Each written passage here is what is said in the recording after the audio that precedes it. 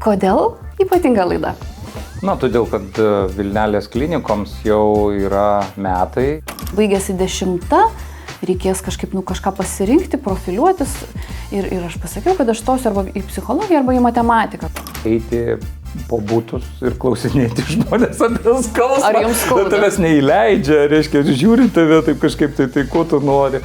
Visų, kurie čia baigė mediciną, kolegų mūsų, tai turbūt atrastumėm tai, kad kažkokie įvykiai paskatino, kodėl tu ėjai tuo keliu.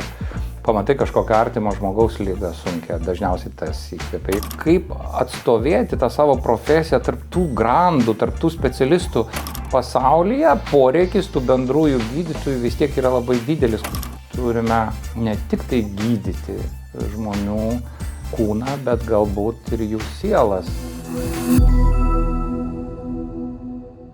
Sveiki, mūsų žiūrovai ir mūsų klausytojai, su jumis vėl sveikinamės iš Vilnelės klinikų virtuvėlės poilsio kambario, kuris kartais patampa ypatinga vieta, kai visi pacientai pagydyti ar bent dalinai, kai visi darbai nudirbti ar bent dalinai, kartu su kolega profesoriumi Vytautu Kasiulevičiu, kartu su kitais pašnekovais dar susitinkame šiame kambaryje ir dalinamės mintimis, norime, kad jūs kai ką išgirstumėte, pasakojame, kalbiname kolegas. Bet taip nutiko, kad šiandien turime ypatingą laidą ir pagalvojome, kad norime pasikalbėti tarpusavyje, pakalbinti viens kitą. Galbūt Vytautas papasakos truputį ir kodėl mes čia taip darome. Taigi sveikinuosi su savo šiandien pašnekovu, kartu ir šios tinklalaidės vedėju, ir gal net sakyčiau pagrindiniu vedėju, vis tiek aš esu tik antroji, ar ne? Tai yra mūsų profesorius, šeimos gydytojas, nuostabus kolega, specialistas, mokslininkas Vytautas Kasiulevičius. Sveiki, Ieva. Negaliu pasakyti, kad aš čia pagrindinis. Mes abu pagrindiniai. Ir labai džiaugiuosi, kad šiandien mes dviese. Visus sveikinu vėl Vilnelės klinikų sveikatos virtuvėje. Prenumeruokite mus. Noriu labai džiaugtis, kad mes pagaliau susitikom. Mes pagaliau susitikom. Ir ar pasakosim žmonėm? Ir šiaip ilgai nesimatėm. Ir dar niekada nesam taip sėdėję. Ir rinkomės čia, kad žiūrovai būtų žinoję, koks čia vyko rinkimasis, į kurią čia kėdę kuris sės. Pasirodo, abudu nenorėjo vedėjo kėdės. Kažkaip. Aš laimėjau, aš atsiprašau. Kodėl ypatinga laida? Todėl, kad Vilnelės klinikoms jau yra metai ir mes, kaip dabar prisimenu, rudenį 2024 metų startavom ir viskas atrodė nežinomybėje, nes tai buvo didelė rizika ateiti į šitą vietą, nuostabią vietą Paupyje. Čiagi yra, sakyčiau, turbūt viena iš gražiausių vietų Vilniuje. Paupys tikrai yra Vilniaus deimantas. Ir mes čia, šalia Vilnelės, rudenėjančiam tam Vilniui, lapai geltonuoja ir mes pradedam savo veiklą, visi susibūrė į komandą. Buvo nenusakomas dalykas būti kartu tuo metu ir pradėti šitą veiklą. Ir aišku, atėjo ta mintis, kad mes turime ne tik tai gydyti žmonių kūną, bet galbūt ir jų sielas. Ir nors žinau, kad jūs tai tą darote, sielas gydote, bet, sakysim, pagalvom, kad vienas iš tokių būdų yra edukacija, kalbėjimas apie sveikatą. Ir tada mudu pasikalbėdavom telefonu, kad kaip čia taip nutiko, kad abu jau iki tol turėjom tokią slaptą svajonę, kad gal būtų galima kažkaip ir patiems kažką papasakoti ir kolegas savo įdomius ir nuostabius ir žinių turinčius pakalbinti. Ir tada kaip tyčia, kaip netyčia, ar ne, gavom pasiūlymą, kad galbūt galime, kad gal galima paleisti būtent tokią edukacinę tinklalaidę. Labai smagu matyti, kad jinai žiūrima, prenumeruojama, stebima. Ir galvoju, kad šiandien turbūt mes galime gal ir pasikalbėti ir kaip specialistai, ir kaip asmenybės, ir kaip paprasti labai žmonės, ir galbūt kaip pacientai net galime pasikalbėti. Tai jei galiu šiek tiek tavęs klausti, kaip manai, kaip taip nutiko, kad esi tame, kame esi? Ar mažas, mažiukas keliametis, ar paauglys Vytautas savo tokio kelio ir linkėjo? Ir kaip galvoji, Kodėl užsilieki tame, kame esi, turiuomenėje gydytojo ir ne tik gydytojo, ir profesoriaus veiklą ir panašiai? Ar gali šiek tiek apie tą savo gyvenimą? Na, aš galvoju, kad, nežinau, aš visą laiką nesu tikras, ar egzistuoja pašaukimas, nors mes apie tai kalbam, visuomenė turi tokį štampą gydytojo profesiją, žmonės pasirenka, jeigu turi tam pašaukimą. Bet aš nežinau, daug labai gyvenimo dalykų susideda tokių kartais pragmatiškų, kodėl tu tą padarai, na, kaip pavadinti pragmatišku. Tu pamatai kažkokią artimo žmogaus ligą sunkią, dažniausiai tas įkvėpia. Jeigu čia pradėtumėm apklausą daryti, turbūt visų, kurie čia baigė mediciną, kolegų mūsų, tai turbūt atrastumėm tai, kad kažkokie įvykiai paskatino, kodėl tu ėjai tuo keliu. Aš labai gerai prisimenu, mano senelis labai sunkiai sirgo ir man taip gaila tuo metu atrodė, kad vat, kaip čia taip neteisinga ir kad mes kažką turim daryti. Ir aš po kelių metų atėjau į tą pačią ligoninę, Ukmergės ligoninę, tiesiog pasiprašiau, kad jie priimtų dirbti, aš buvau moksleivis mokyklos.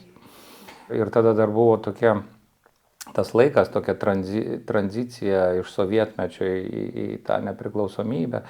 Tai ten neleisdavo dirbti, man buvo, aš atsimenu, 14 metų, tai aš atėjau prašydamas, kad man leistų, reiškia, ir taip toliau, tai turėjo mama eiti pas miesto vykdomo komiteto pirmininką, tada taip vadinosi tie organai vadinami tarybiniai, ir kad jie leistų, kad, reiškia, nori dirbti. Tai aš kaip atsimenu, ten savanoriavau, paskui nuo 16 metų leido ir toj Ukmergės ligoninėje aš iš tiesų atradau tą tokį, aurą kažkokią tokią, skubios pagalbos skyrius, anksčiau vadinosi priėmimo skyriai.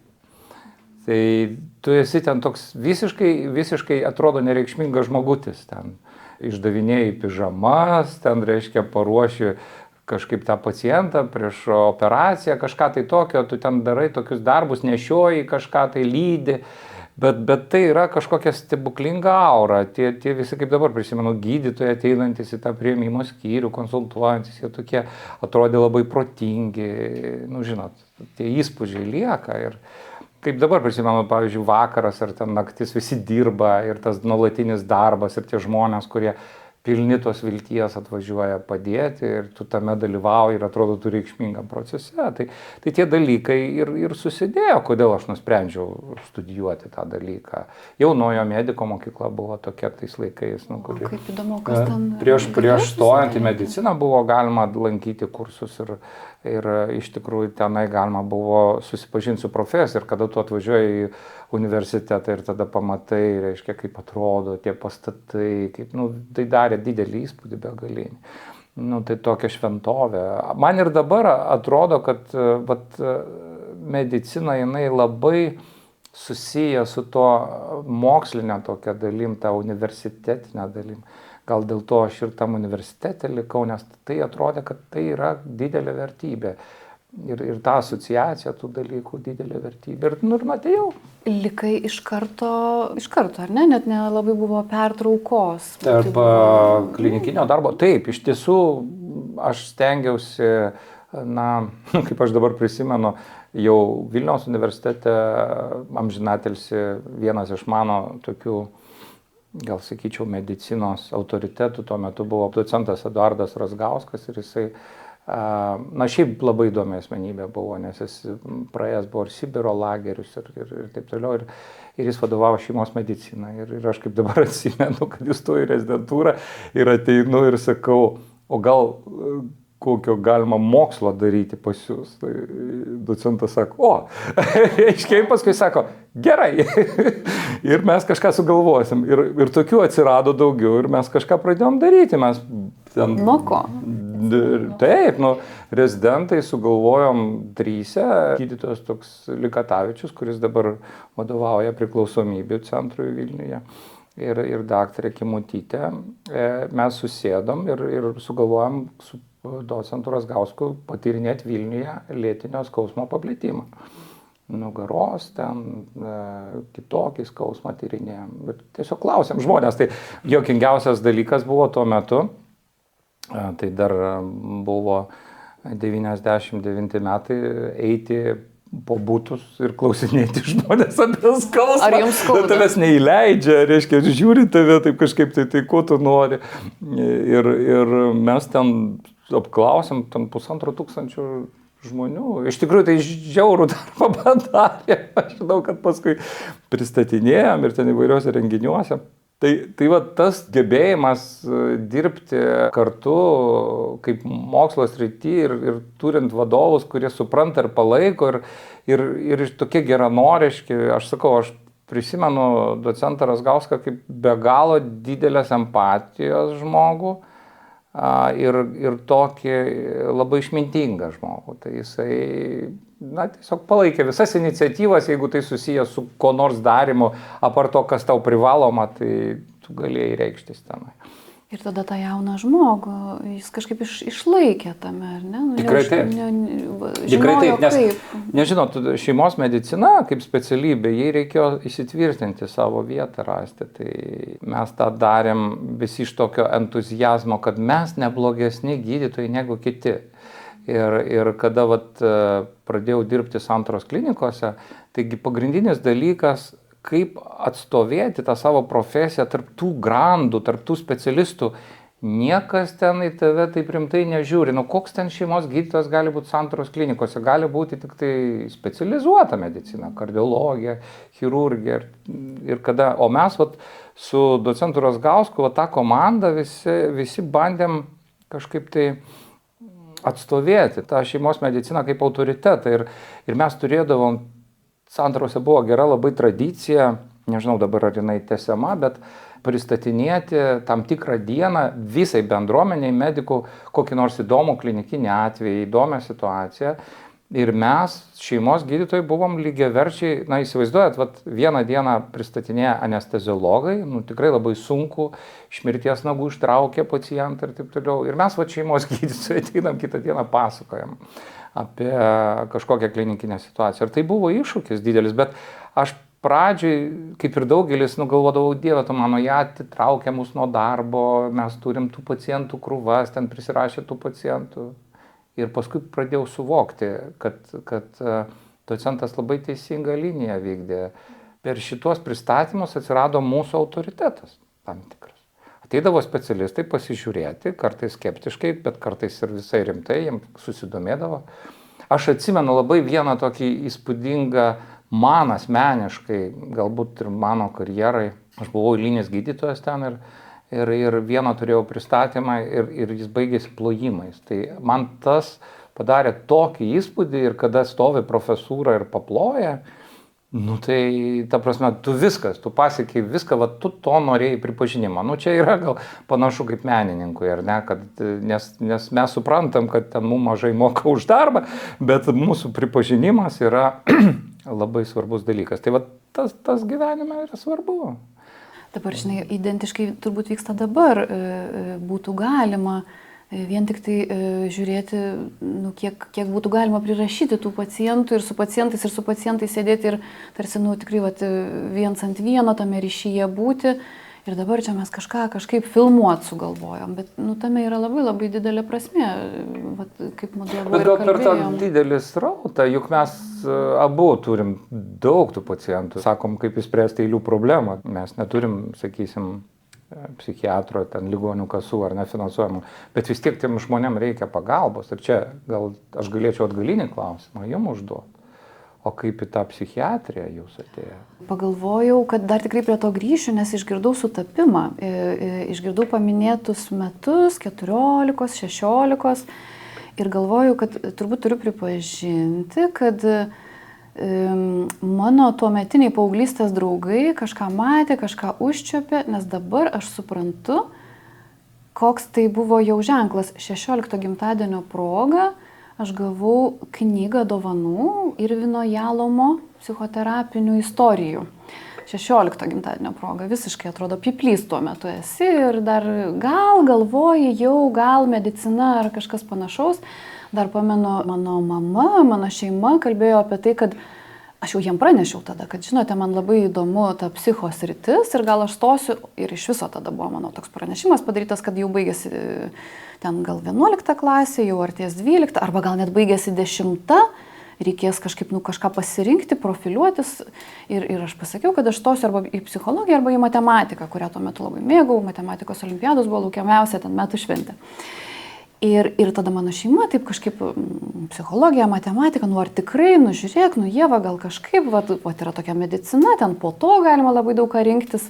Tada, kai jau buvo nuspręsta, kad gerai, vis dėlto medicina, ir aš dabar tikrai suprantu, kad aš noriu ir dėkoti tai savo šeimai, kuri kažkaip irgi kažką matyt užuodė, užčiuopė ir stumtelėjo į tą mediciną, bet pradžioj dar irgi buvo tokių pakalbėjimų, kad mes pasijuokdavom, kad mano vienas mylimiausių užsiėmimų vakarais būdavo, aišku, ten be skaitimo, visokių ten matematinių reikaliukų ir panašiai.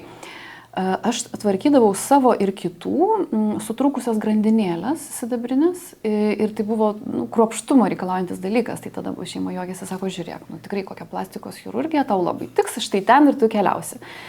Bet pamenu, tada aš jau jaučiausi, jau padarius maždaug kompromisą, kad nueinu į mediciną ir tada medicinoje taip pat kažkaip irgi galvoju, verta paminėti, kad nuo pat pirmo kurso buvo tokie dalykai pasirenkamieji ir atsirado galimybė lankytis ir profesoriaus, ir docento skirtingų universitetų, tuo metu Vilniaus universiteto docento Eugenijaus Laurinaičio pasirenkamajame dalyke, psichoanalizės įvadas. Aš nežinau, ar teko girdėti, bet mūsų laikais mes ten sėdėdavom ant laiptų. Turbūt daugiausia žmonių įkvėpęs profesorius pasirinkti ir specialybę. Tai tikrai viešai galiu jam dėkoti, kad aš buvau dar pirmo kurso studentė ir mes sėdėjom ant tų laiptų didžiojo auditorijoje, nes niekur kitur nebetilpom ir psichoanalizės įvado pasirenkamąjį dalyką aš išklausiau 3 metus iš eilės, 3 kartus.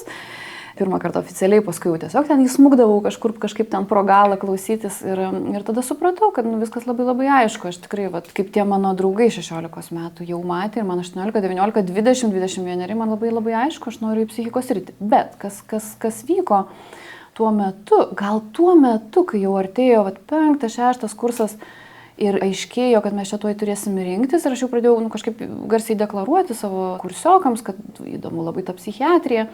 Tai tuo metu sulaukdavau tokių truputį pakeltų antakių, kam, kaip, kas čia per sritis, ar tikrai nebaisiai ten įdomu, arba ten labai baisu, arba ten su vienu kolega, kuris dabar neurologų yra tapęs, tada jo buvo tokia frazė, kad gal ten nelabai pagydoma tada.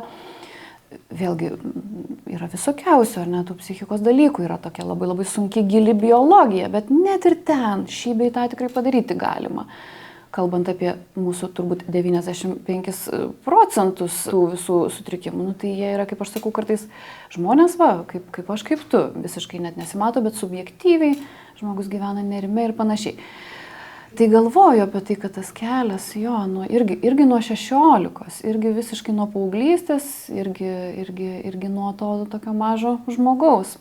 Anksti nuėjom. Ir dar pagalvojau, kaip įdomu, kad tais laidos vedėjais esam tapę mes, pavadinkime, tokių labai bendrinių specialybių žmonės. Tavo šeimos medicina, mano psichiatrija, man atrodo, aš vis pasijuokiau, kad aš baisiai norėčiau, kad šeimos gydytojas ir psichiatras dviese kartu sėdėtų kabinete.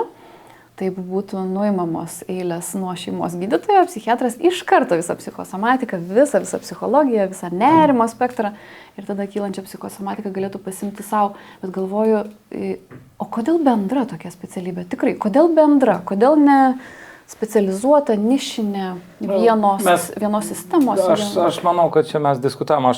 Kitas mano vienas iš autoritetų medicinoje, tai profesorius Šapoka. Virginijus, ir jis iš tiesų, buvo tas, su kuriuo mes kalbėdavomės kartais apie tai, jis vidaus ligų gydytojas, aš šeimos gydytojas, mes taip ir vadindavom bendroji medicina, specializuota ir bendroji, tai mes sakom tą bendroji medicina. Kodėl? Todėl, kad gal tas įdomesnis spektras, gal platesnis, nes taip, iš tikrųjų, aš vengiu apie tai daug kalbėti, nes, žinot, universitete dirbu, ten atsakingas už podiplominės studijas, tai man visi atrodo, kurie ateina į rezidentūrą, kokią specialybę pasirinktų, yra vienodi. Nes ta prasme ir tos specialybės vienodos turi būti labai nešališkas ir žinot, vengiu apie tai kalbėti. Bet jeigu atvirai, tai aš galvoju, kad tos bendros specialybės turi tą tokį bendrą charakteristiką, tokių ieškotojų, reiškia, kažko tai tokio, kas neaišku, kas labai nesuprantama ir tu lendi į kažkokį tokią neaiškę sritį. Kitas dalykas, žinot, specializuotojų medicinoje labai aiškiai, ypač kai dirbdavom santarose, tai būdavo tas toks susidūrimas, kad yra specialistas, ar ne, siauro kažkokio tai profilio, sakysim, tai jis labiausiai įsigilinęs į tas dalyką ir tu tarsi neturėtum ten lysti ir kažką tai kalbėti daug ir palikti jam, o tu turi kažką rasti tokio, kas jungia tą specialybę, žinot. Ir iš tikrųjų, šiaip jeigu pažiūrėsite, tai pasaulyje poreikis tų bendrųjų gydytojų vis tiek yra labai didelis. Kodėl? Nepaisant medicinos tos, sakysim, orientuotos į ir personalizuotą mediciną atėjo ir daugelis dalykų atėjo, technologijų daug, bet sakysim, vis tiek yra bendroji. Todėl, kad yra problemos, kurios susijusios ne tik tai su kažkokiu konkrečiu sukėlėju, ar ne, kaip Virchovas sakė, kiekvienai lygai yra sukėlėjas ir priežastis, tai aš labiau manau, kad naudingas čia tas šiuolaikiniam žmogui tas biopsichosocialinis požiūris, tą, kurį Engelis vystė. Ir iš tikrųjų tie autoritetai, kurie kalbėjo apie tai, kad yra labai daug faktorių, kurie veikia ligas ir iš tiesų šiuolaikinis žmogus, pavyzdžiui, kenčia nuo dauginių ligų, poliligotumo, nežinau, galima visaip pavadinti. Ir tas multimorbidity, kaip britai sako, jis yra totalus iššūkis, nes tau reikia priimti sprendimą, o ką pirmą gydyti kartais. Tu negali gydyti visko. Gydymas pacientų tai nėra gydymų suma dažnai. Tau reikia priimti sprendimą, kas yra prioritetinis dalykas ir taip toliau. Ir dar didelis labai ryšys yra su psichikos sveikata. O tarkim, jeigu žiūrėtume... Sutinki, kad sėdėti viename kabinete mums reikia, ar ne? Aš nežinau, kiek sėdėti kabinete vienam fiziškai, nes pacientai paprastai geriau jaučiasi, kai apskritai vieną asmenį mato kabinete, nes net ir kad slaugytojos jame net nebūtų dažnai, nes kad slaugytoja turėtų atskirą kabinetą, kuriame dirba. Tai čia yra koncepcijų klausimas, nes žinot, aš tai esu paciento autonomijos šalininkas, priimamų sprendimų ir jis lygiavertis jaučiasi tik tai kaip vienas prieš kitą. Aš ir studentam dažnai sakau, žinot, jūs kai vizituojat ir, pavyzdžiui, pacientas guli, ir jūs visi palinkę iš viršaus, tai jis jaučia totalią diskriminaciją, jis niekada neatsakys taip, kaip reikia, jis visada turėtų būti jūsų lygmenyje, bent jau jūs sėdėkit šalia jo ir jis sėdės, tai bus optimalu turbūt. Tai va tas momentas yra turbūt svarbus, kad egzistuoja daugybė ryšių, kurie sieja mūsų tas specialybės. Ir psichiatrija, taip jinai pasikeitė labai smarkiai ir jinai tapo labai geidžiama tarp pačių stojančiųjų. Pažiūrėjus į konkursus, tai psichiatrija visada užpildo visas vietas.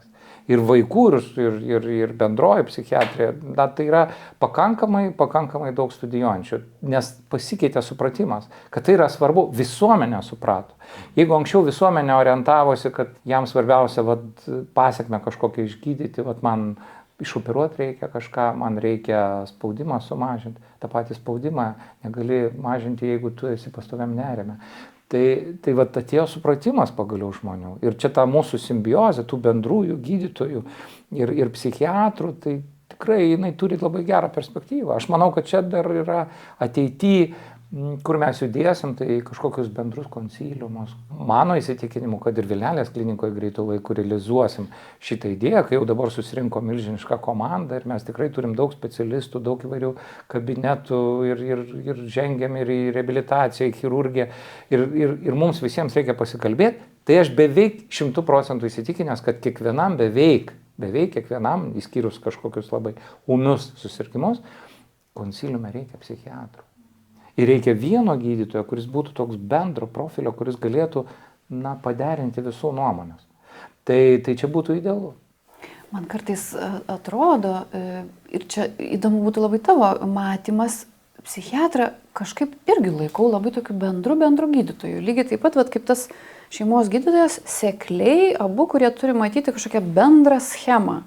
Kūno, visų organų tarpusavio susikalbėjimo, psichikos ir panašiai. Tai čia tikrai labai gera tema. Vis tik tai turbūt psichiatriją matau ne kaip specializaciją, matau kaip kažką irgi labai bendro. Taip, šiuo metu jinai tokia ir tampa. Aš suprantu, kad Mes dar daug turim to požiūrio, žinot, psichiatrija, tai šizofrenikas, stacionaras, reiškia tramdomieji marškiniai. Jeigu labai atvirai, pastaruoju metu pas mane keliauja, kaip aš sakau, daug skrandukų, daug galvelės skausmų, daug sąnarių skausmų, daug širdelių, pulsų, permušimų, kraujospūdžių ir taip toliau, ir taip toliau, ir taip toliau. Va, dėl to turbūt kažkaip pradedu labai labai smarkiai tą tokią bendrą, kaip sakom, gydytoją jaustis. Taip, visiškai teisingai. Aš manau, kad tų pacientų srautas ir liks toks gana didelis ir šeimos, pavyzdžiui, gydytojui. Tai tikrai aš galiu pasakyti, kad 30% pacientų reiktų nukreipti. Norėjau klausti procentą. 30, ar ne? Aš tai galvoju, taip, nes, žinot, mes visi stengiamės būti labai korektiški. Ir pacientas, kuris ateina pas šeimos gydytoją, dažniausiai jis pirmiausia galvoja apie somatinį susirgymą, kuriam aš turiu surasti priežastį. Greičiausia, kažką įkiši, zondą paskirsi, specialistas padarys, pažiūrės echoskopu, kaip sako pacientai, televizoriumi, ir jeigu reiks tai magnetinį rezonansą. Yra tokių, kurie ateina, sako, dabar daktarai, jūs tik man siuntimą prašykit magnetiniam rezonansui viso kūno, reiškia, ir aš tada žinosiu, kas man yra.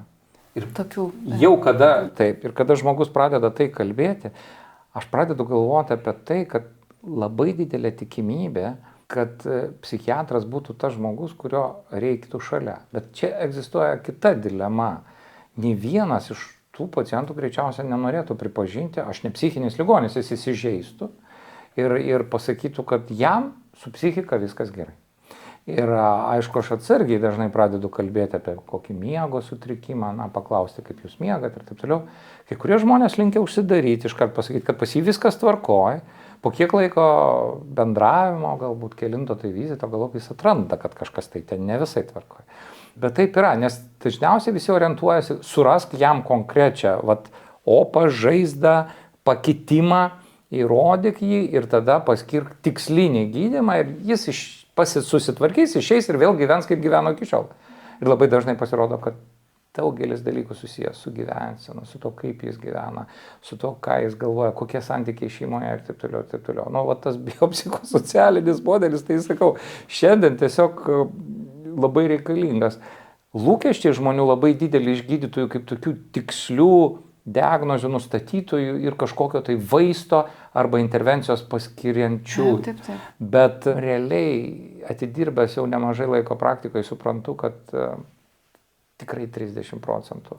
Ir čia ateina žmogus ir mes jam norėtumėm ir galėtumėm sakyti, žinote, bendras adrenalino, kortizolio, ilgametis cirkuliavimas jūsų kūne ir taip toliau ir panašiai. Ir žinote, bendrai reikia iš esmės kažką keisti. Tai tikrai labai labai sunku iš vis suvokti turbūt žmogaus psichiką. Tai, o ką man čia dabar daryti? Tai kartais abudu turbūt po mažą žingsniuką, po mažą pirštų parodymą, kad žiūrėkit, ar ne? Dar apie tą kortizolį kažkaip paminėjau.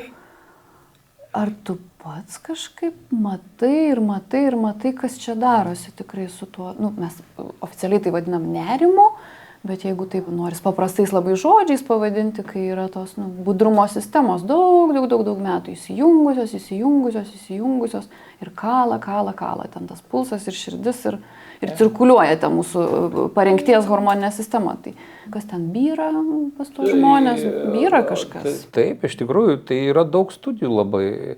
Kardiologai kažkada, tai nežinau, aš negaliu dabar tiksliai prisiminti, bet kažkuriais metais labai aiškiai dideliai studijai atrado, kad būtent stresas yra vienas iš svarbiausių kardiovaskulinės rizikos veiksnių. Tai reiškia mirties, ankstyvos mirties, išvengiamos mirties veiksnių. Ir, žinot, jie konstatavo, visur tą pabrėžė, bet dažnai tie sprendimai nesirealizuoja. Žinot, kas yra visuomenė, ar ne?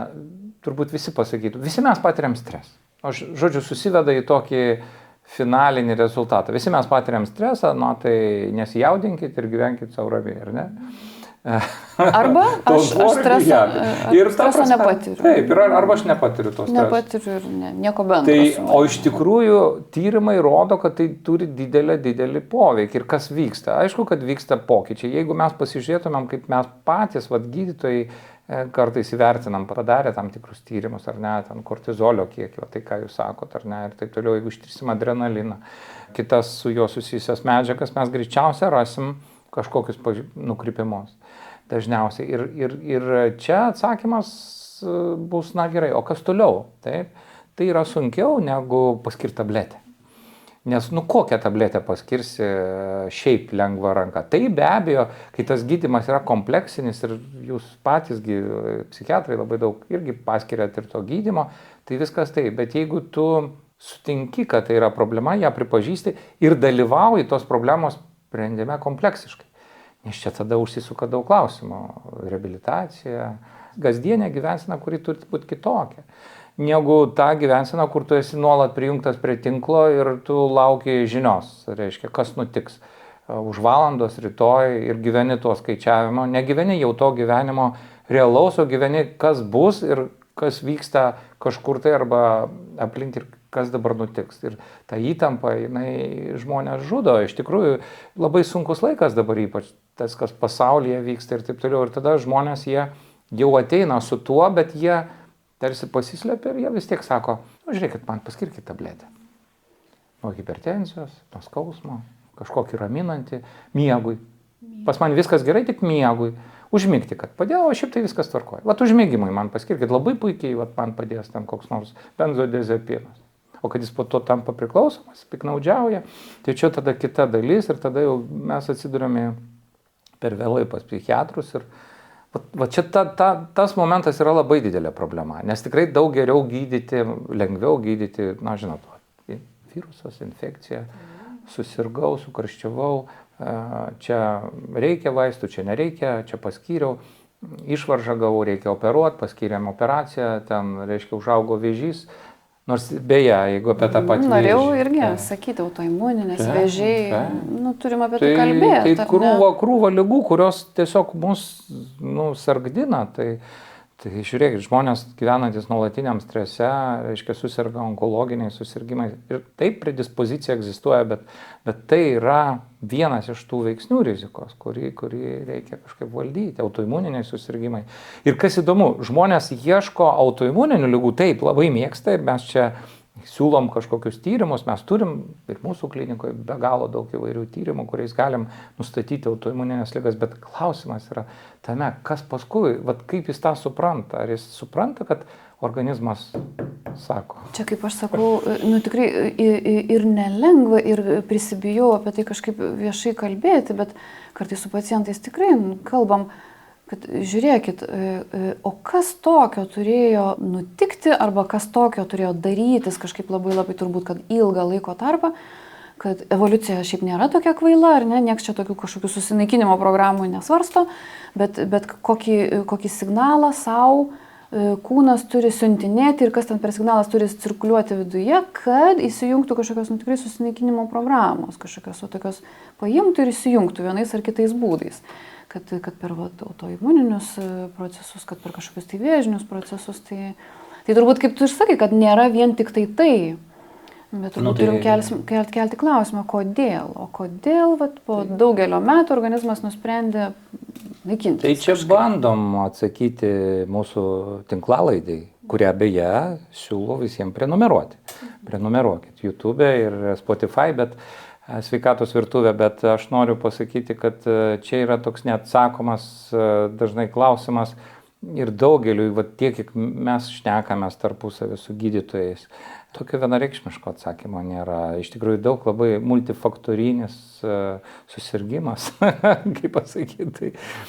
Bet tai, ką mes liečiam šiandien, tas irgi labai svarbu. Aš puikiai suprantu, kad apie tai reikia kalbėti daugiau ir žmonėm ir kad jie tą suprastų, kad jie tai priimtų. Žinot, tas pasakymas visos ligos nuo nervų, jis aišku toks dabar juokingas atrodo, bet jame yra tiesos. Aš visada nuo jo pradedu šitas laideles. Ar jums, kolega, atrodo? Tai jūs, kolega, tu Vytautai, ar ne, sutinki, kad yra ką pamastyti apie šį sakinį? Tikrai taip.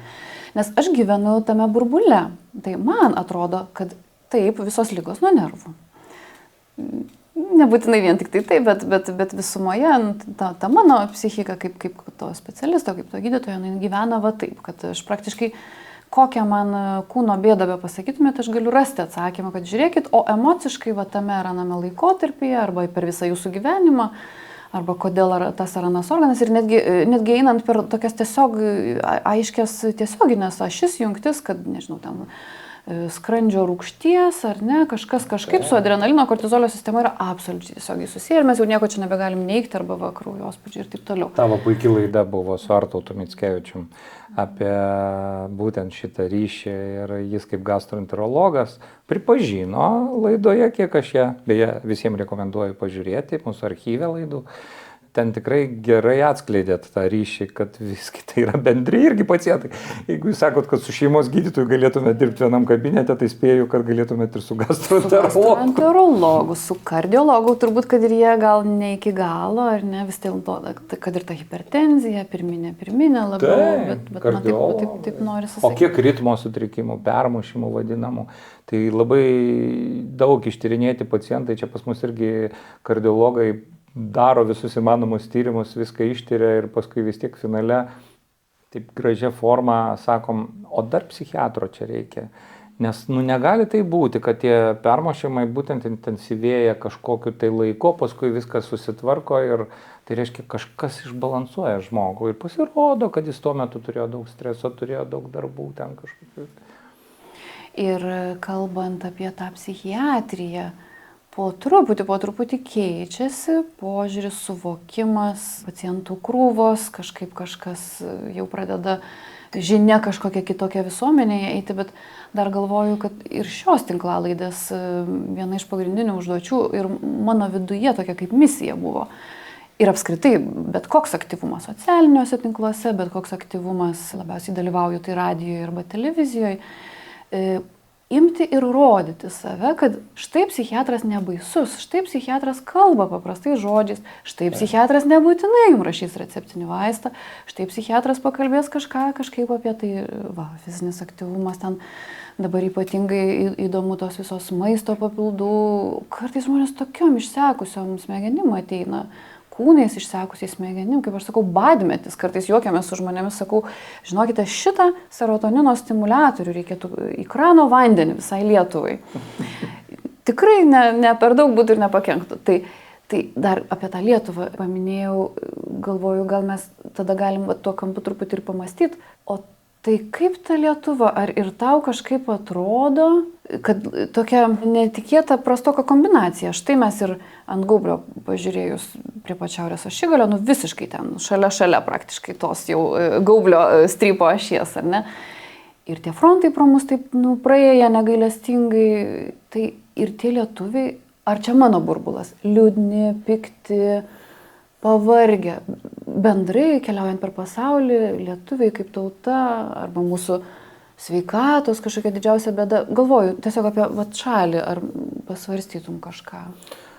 Tautą, gentį mūsų štai tą.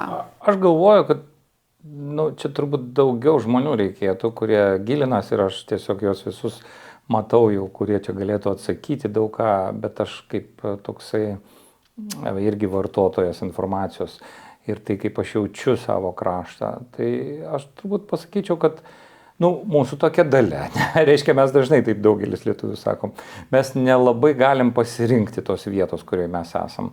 Aš nežinau, ar ta vieta, kur mes esam, yra blogiausia. Čia irgi, taip mes turim labai piktų kaimynų, kuriems nelabai patinka mūsų tas egzistavimas, bet tai buvo visa ta istorija. Aš gal tą ir turiu omeny, kad vis praėjo frontas.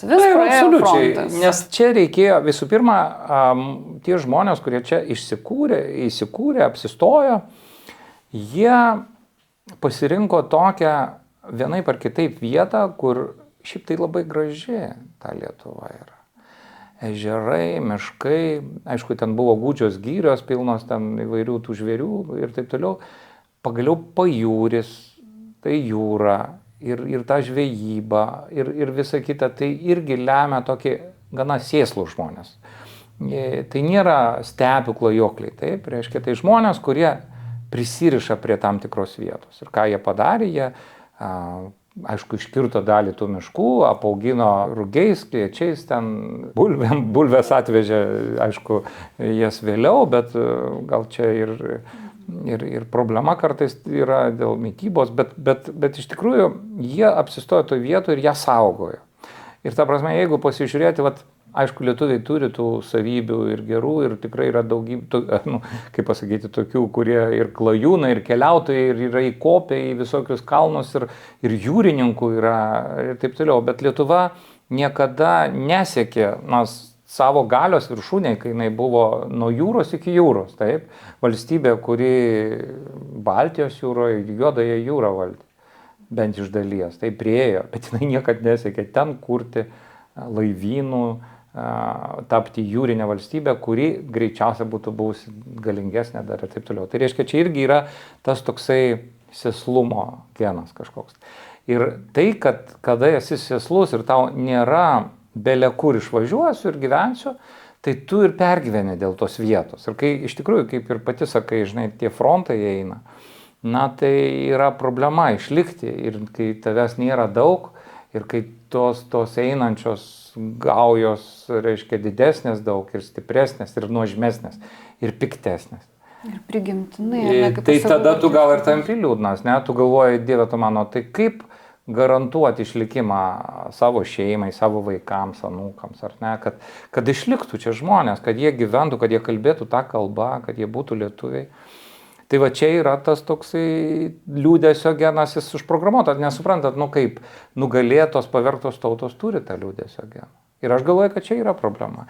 Yra to liūdnumo problema, yra pas mus, bet suprantat, mes vis kažkaip tai išeiname iš to, ar ne? Mums pasiseka, žiūrėkit, kryžiuočius mes nugalėjom, sukūrėm bendrą valstybę su Lenkais, paskui praradom, bet tada atstatėm savo nepriklausomybę, paskui vėl praradom ir dabar vėl atstatėm.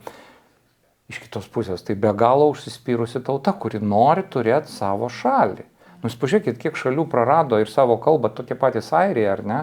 Jie nebekalba savo kalbą, jie kalba angliškai, mes kalbam lietuviškai. Gal tas toks šiaurietiškas stiprumas, taip, iš tikrųjų. Aišku, graikai visada man sako, pavyzdžiui, su jais kalbėti, tai čia jūs šiauriečiai. Reiškia, man tai juokinga, nes mes savęs tai taip gal labai ir nesutapatinam visiškai, nes kai tu nuvažiuoji ten per Suomiją 2000 km iki to Rovaniemio, Kalėdų senį parodyti, kiekvienam turbūt lietuviui svarbu, reiškia, bet tai ta prasme tau atrodo, kad ten yra šiaurė, o čia yra tokia tarsi tarpinė, bet realiai turbūt mes šiaurė. Aš galvoju, čia apie lietuvių liūdesį šnekam ir ką tik prisiminiau, kad ką tik aš buvau kitam filmavime, kur aptarinėjom labai stiprią ir liūdną, pavadinkim, knygą Balio Sruogos Dievų mišką. Ir ten kartu su kolegom, su kuriais diskutavom apie tą knygą, kartu pasidžiaugiam, kad šiandien jau yra visiškai viskas kitaip. Kad tas lietuvis šiandien labai daug turi. Mes kalbam apie tokį neturėjimą ir aš galvoju apie pasidžiaugimą, kiek mes visko ko turim ir kiek mes ko jau galim, ar ne. Tai pasikeitęs ir pacientų šiaip profilis, jeigu žiūrėti, jie labai išsilavinę. Jeigu anksčiau pacientas ateidavo, tavęs klausdavo tokių dalykų, žinot, kur kažkaip tai labai tokiam paprastam lygmenį, tai jie yra pakankamai daug žinantis, daug skaitantis, daug besidomintis, kalba įvairiom kalbom. Anglų kalba tapo labai išplitusi ir žiūrėkit, žmonės skaito naujausią medicininę informaciją.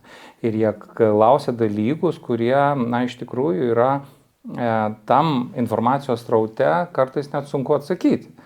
Aš prisipažinsiu, aš būnu situacijų, kai kartais negaliu atsakyti visus klausimus. Tai labai gerai, kad mes mūsų klinikose turime tokią komandą gydytojų, kur galima pasiųsti pacientą atsakyti į tuos klausimus. Bet tai yra iš tikrųjų žmonės, kurie išsilavinę, žinantis ir aš manau, jie atsparus. Didžioji dalis žmonių visgi aš galvoju, jeigu mes čia esam ir čia gyvenam, tai mums pagrindinis dalykas išlikti, ar ne? Tai būti atspariem. Ir jie atsirenka tą informaciją, o mes galbūt galim padėti dar geriau ją atsirinkti kartu. Man kartais būna mintis, seniau dažniau aplankydavo mintis, kad O Dieve, kaip nežino nieko apie save žmonės. Šiandien mane aplanko kuo toliau, tuo dažniau mintis, kad kiek daug visko žino, kad man čia nebėra ką papasakoti, jau jam jis viską žino, esminius principus jau žino, tik tai stumtelėt. Ir dar galvoju, ir mūsų klinika, ji turbūt ir taikosi kažkaip į tą poreikį, kartu su ta Lietuva, su tos tautos poreikiu, ar ne, kažkaip tai Taip, iš tikrųjų. Keliauja ir keliaus. Na, gal jinai ir simboliškai čia vadinasi Vilnelės klinikos, ar ne, visi šitie mūsų darbai susiję su ta Vilnele, kuri čia teka per amžius ir simbolizuoja mūsų tautos likimą. Tai mūsų darbas yra, kad tie žmonės irgi čia gyvenantis išliktų kiek įmanoma sveikesni ir stipresni. Ir tam reikia komandos, tam reikia gerų specialistų. Žinai, aš labai džiaugiuosi tuo, kad čia susirinko labai gera gydytojų, slaugytojų kompanija.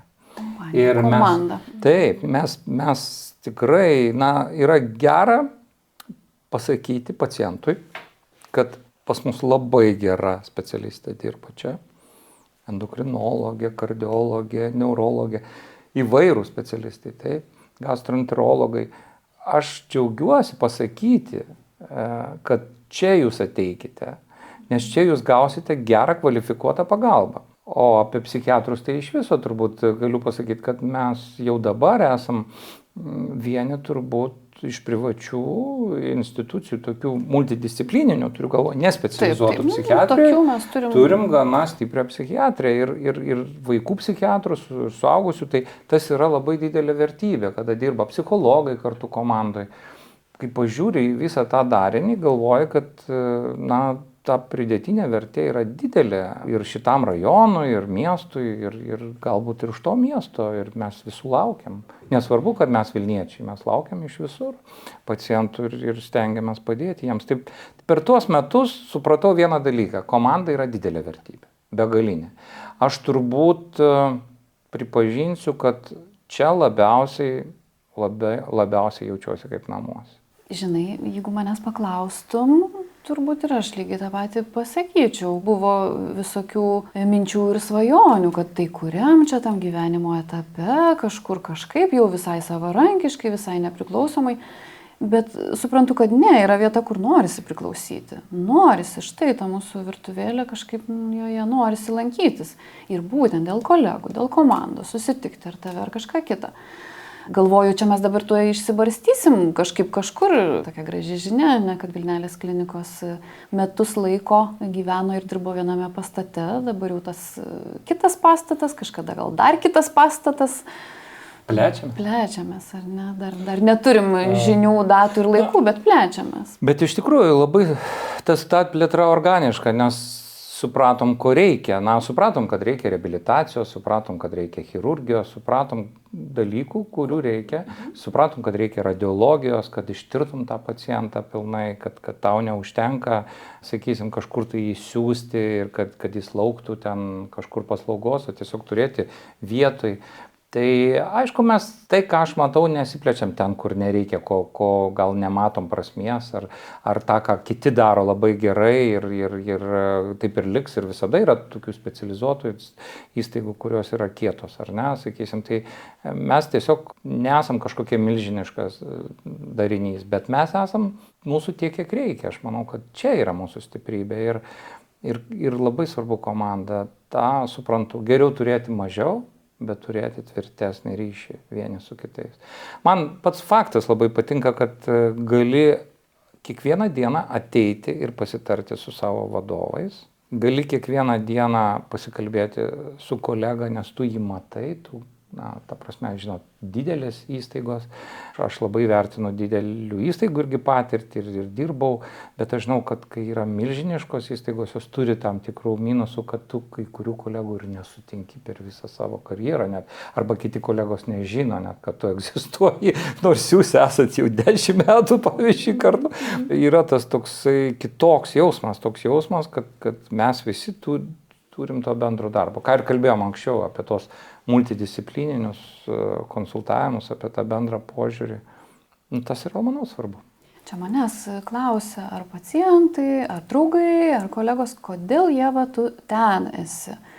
Ir aš nežinau, gal po 10 metų bus kažkaip kitaip, ar po 5, ar panašiai, bet galvoju, šiandien aš taip ir sakau, žinai, arba žinote, čia aukso vidurys kažkoks, kažkas labai nišinio, kažkas tokio jaukaus, kokybiško.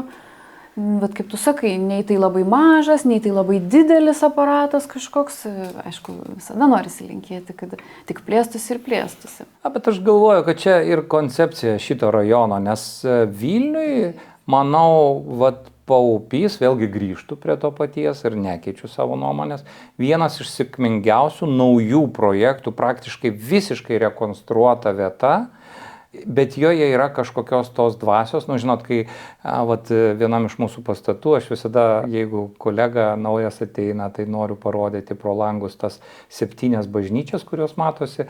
Tai yra įspūdingas dalykas, ta didelė vertybė. Ir čia yra Vilniaus istorija. Nes jeigu pagalvoti, taigi Vilnius čia vystėsi, čia jis gimė. Aišku, jisai čia tam tikrų laikotarpių buvo visokių stadijų praėjęs, reiškia, ir to skurdo čia buvo šitoje vietoje ir viską, bet jis dabar yra čia vienas iš gražiausių. Ir, žinot, visas tie pastatai ir visas tas kompleksas mūsų turi būti labai organiškas visam tam rajonui. Ir kad, žinot, jeigu čia kažkoks daugiaaukštis atsirastų milžiniškas, tai nepriimtų žmonės, nepriimtų šitas rajonas ir spjautų jį, kaip ir kai kurias gamyklas įspjauja. Tai iš principo čia ir yra tas toks jaukumas to miesto, kuris, kaip sakant, egzistuoja tarp praeities ir ateities, toj dabarty, kur viską organiškai sujungia. Tas yra labai geras jausmas iš tikrųjų.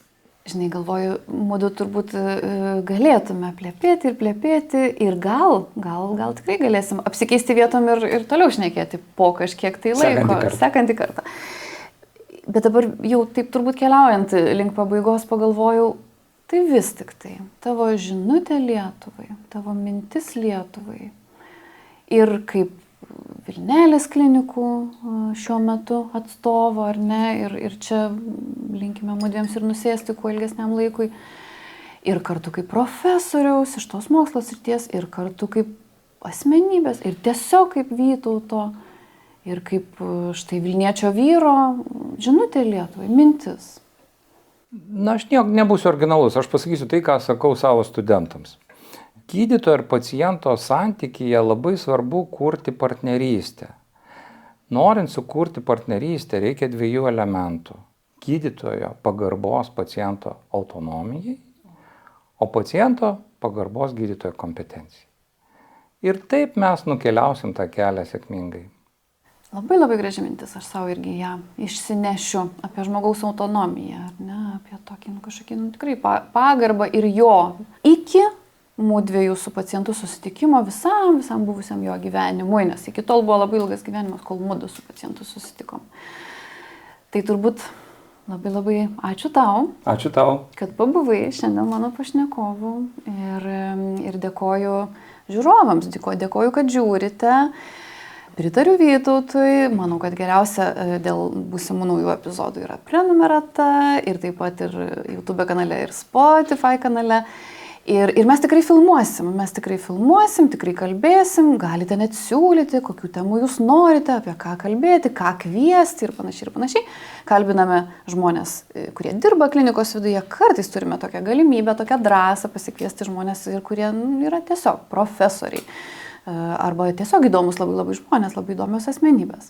Tai iki kitų susitikimų ir ačiū, kad žiūrit. Likite su Sveikatos virtuve.